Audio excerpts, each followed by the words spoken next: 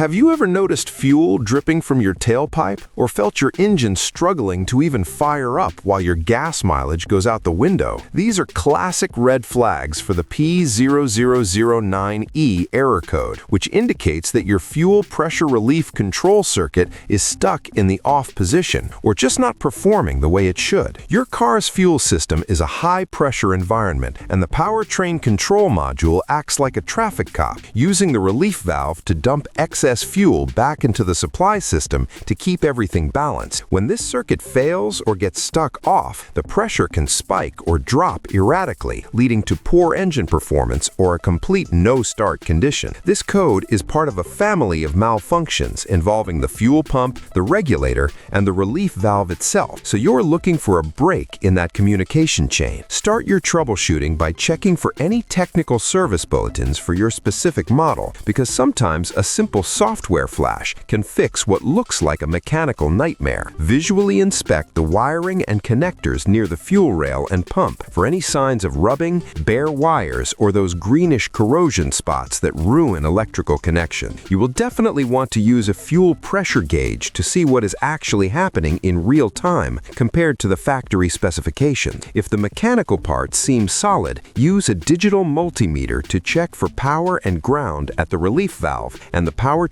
control module. Most of the time, the fix involves replacing a faulty relief valve or a tired fuel pump, but cleaning up a crusty connector can sometimes be the miracle cure that gets your fuel pressure back in the sweet spot and eliminates that check engine light for good.